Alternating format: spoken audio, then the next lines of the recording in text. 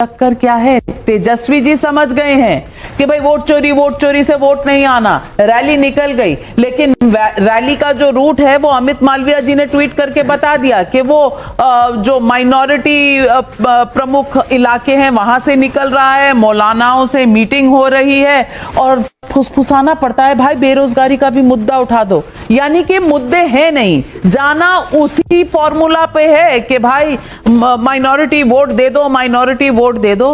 Vote चोरी तो बहाना है, क्योंकि सुप्रीम कोर्ट ने आज आपकी चोरी पकड़ ली।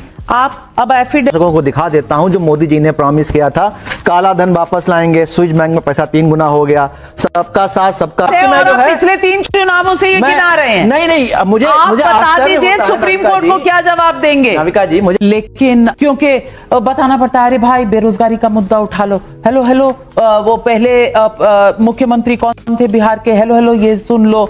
सांत्वना तेजस्वी यादव के साथ में है, क्योंकि राहुल गांधी ने अपनी पूरी रैली में तेजस्वी यादव को ड्राइवर बना के छोड़ दिया है और आरजेडी इस अपमान पे कुछ नहीं बोल रही, क्योंकि आरजेडी का फोकस घुसपैठिया बचाव में है और कांग्रेस पार्टी का फोकस, राहुल गांधी का फोकस घुसपैठिया को संरक्षण देने में है।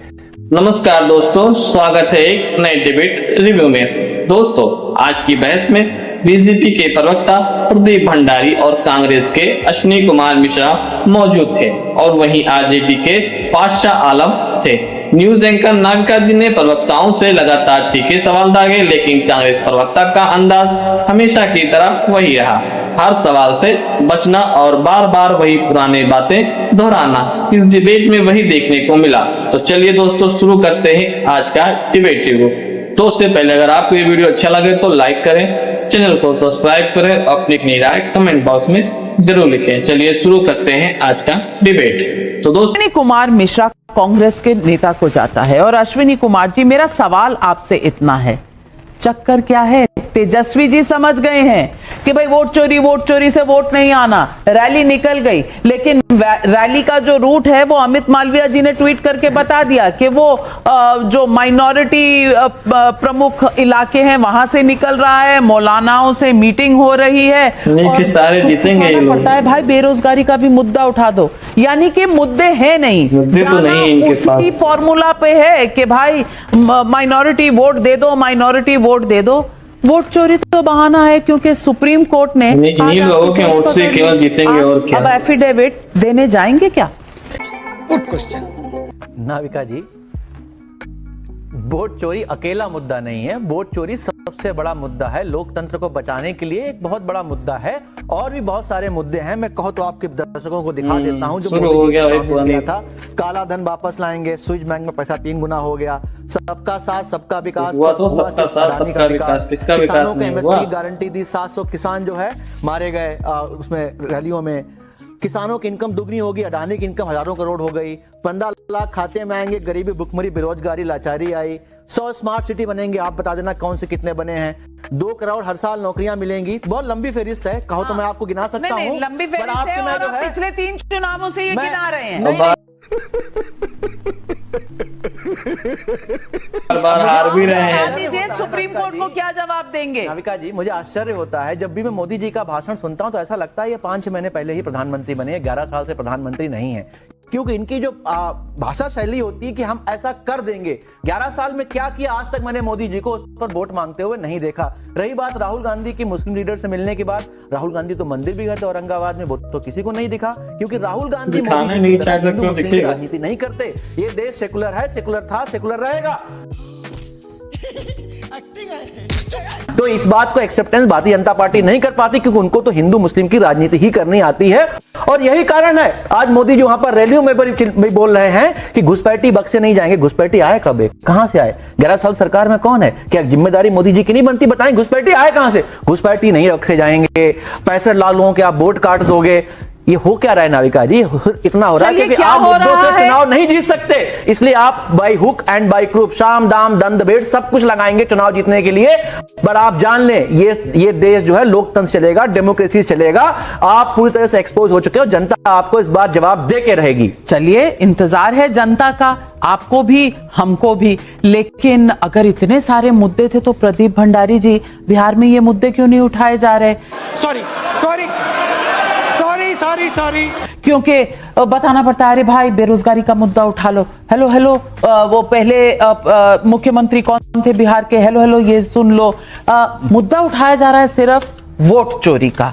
अब वोट चोरी के बाद जो मुद्दा उठाया गया वो है मौलानाओं का। अब किसके पास मुद्दों की कमी है? तो जैसे कि आपने डिबेट में देखा कि नागका जी ने साफ साफ कहा कि कांग्रेस के पास मुद्दे ही नहीं है, यहाँ तक कि उन्हें कहना पड़ा कि कम से कम बेरोजगारी का मुद्दा ही उठा लो। लेकिन सच यही है, कांग्रेस इस मुद्दे पर चुप रहती है। हर बार वही पुराने मुद्दे पीएम के पहले कार्यकाल से लेकर अब तक रिपीट करना, यही कांग्रेस की पहचान बन गई है। सरकार रिपीट हो रही है लेकिन कांग्रेस के मुद्दे भी रिपीट हो रहे हैं और उनका सबसे प्रिय मुद्दा है अडानी। नाविका जी ने कांग्रेस प्रवक्ता से कई बार पूछा कि सुप्रीम कोर्ट ने एफिडेविट मांगा है, देंगे या नहीं, लेकिन प्रवक्ता चुप रहे, एक शब्द तक नहीं निकला। और जब चुनाव आयोग ने एफिडेविट मांगा था तब यही लोग कहते थे कि मेरा प्रेस कॉन्फ्रेंस ही एफिडेविट है। बताइए कि क्या इस तरह की दलीलों पर भरोसा किया जाना चाहिए? चलिए अब देखते हैं बीजेपी प्रवक्ता ने अश्विनी के सवालों का जवाब किस तरह दिया। ना तेजस्वी यादव के साथ में है क्योंकि राहुल गांधी ने अपनी पूरी रैली में तेजस्वी यादव को ड्राइवर बना के छोड़ दिया है। सही पकड़े हैं। और आरजेडी इस अपमान पे कुछ नहीं बोल रही क्योंकि आरजेडी का फोकस घुसपैठिया बचाव में है और कांग्रेस पार्टी का फोकस, राहुल गांधी का फोकस घुसपैठिया को संरक्षण देने में है। मैं सीधी बात पूछना चाहता हूं, हम तब से क्या बात कर रहे हैं? हम कह रहे हैं कि भाई बिहार का विकास हम करेंगे, ये कह रहे हैं कि घुसपैठियों का विकास करेंगे, हम कह रहे हैं कि हम घुसपैठिए हटाएंगे, ये कह रहे हैं कि घुसपैठिए बचाएंगे। ऐसा क्यों होता है कि एक भी बार ना राहुल गांधी से ना तेजस्वी यादव से उनके शब्द जो है उनकी रैली पे एक भी बार नहीं निकला कि हाँ घुसपैठियों को हटाना चाहिए? ये संविधान की दुहाई देते, पढ़ के नहीं आते संविधान। संविधान क्या कहता है? We the people of India. अगर हम भारत के निवासियों की बात कर रहे हैं, बिहारियों के हक की बात कर रहे हैं, तो इनको इतनी मिर्ची क्यों लगी है? ये घुसपैठियों के हक की क्यों बात कर रहे हैं? किशनगंज के अंदर जाए 120% से ज्यादा जो आधार पाए गए, उस किशनगंज के अंदर पिछले 16-17 चुनाव में से 16 बार जो है वो नॉन हिंदू एमपी जीतता है और 16 में से 16 बार ऑपोजिशन का व्यक्ति जीतता है। क्यों? क्योंकि ये वहां पे मेजॉरिटी घुसपैठियों को बॉर्डर से आने की बात करते हैं, इनका एमएलए उसका संरक्षण देता है और जब हम विरोध करते हैं तो ये फर्जी काम करते हैं। हम तो कह रहे हैं कि बॉर्डर सील होनी चाहिए, हमने तो करी है, पर इन्हीं की सहयोगी ममता बनर्जी ने 400 किलोमीटर बॉर्डर अभी तक हमको सील करने नहीं दी, लैंड नहीं दिया, क्योंकि उनको घुसपैठिए बचाने। हर तरफ में इनका फोकस घुसपैठिए बचाने का ही। और ये हम भी नहीं कह रहे, ये तो कांग्रेस पार्टी का स्टैंड भूल गए। 2012 में कांग्रेस पार्टी ने पार्लियामेंट में कहा था 2 करोड़ घुसपैठियों को कांग्रेस ने 70 सालों में देश में बसाया। क्या बात कर रहे हैं? अब ये भूल गए क्योंकि राहुल गांधी आज बिल्कुल सही कहा इन्होंने, हिंदू मुसलमान की बात नहीं करते, मुसलमान की बात करते हैं। और मुसलमान की नहीं, घुसपैठियों की बात करते हैं, भारतीय मुसलमान की बात नहीं करते। इसीलिए इनकी चिड़ है। मैं इनसे ओपन चैलेंज करना चाहता हूं, कौन सी इनकी बात सुप्रीम कोर्ट में सही हुई? एसआईआर लेके गए, क्या सुप्रीम कोर्ट ने आज क्या बोला इलेक्शन कमीशन को? कि बोला अंग्रेजी में, we are aware that you are making the entire process of SIR an extremely inclusionary exercise. मतलब सबको जोड़ने की एक्सरसाइज है, ये बोल रहे थे तोड़ने की एक्सरसाइज है। इन्होंने बिहारियों को फर्जी बोला, एक बिहारी बाहर आया, बोला मेरा असली वोट है, भले मिंटू देवी हो गई या राजू देवी हो गई, परंतु तब भी इनने माफी नहीं मांगी क्योंकि ये बिहार के साथ नहीं, घुसपैठियों के साथ खड़े हैं। दोस्तों आपने देखा कि बीजेपी के प्रवक्ता प्रदीप भंडारी ने कांग्रेस का पूरा पर्दाफाश कर दिया, एक एक मुद्दे पर जमकर जवाब दिया। राहुल गांधी का मौलानाओं से मिलना हो या फिर कांग्रेस का घुसपैठियों के प्रति अजीब सा लगाव, सच यही है कि घुसपैठियों की पहचान होनी चाहिए और उन्हें देश से बाहर निकाल जाना चाहिए, लेकिन विपक्ष इसका समर्थन करने की जगह विरोध करता है। फर्क साफ है, विपक्ष को सिर्फ सत्ता चाहिए और वो भी घुसपैठियों के सहारे। तो दोस्तों ये थी आज की डिबेट की असली तस्वीर। अब आपकी क्या राय है कमेंट करके जरूर बताइए। अगर वीडियो पसंद आए तो लाइक करें, शेयर करें और चैनल को सब्सक्राइब करें। मिलते हैं अगले डिबेट रिव्यू में, तब तक के लिए जय हिंद।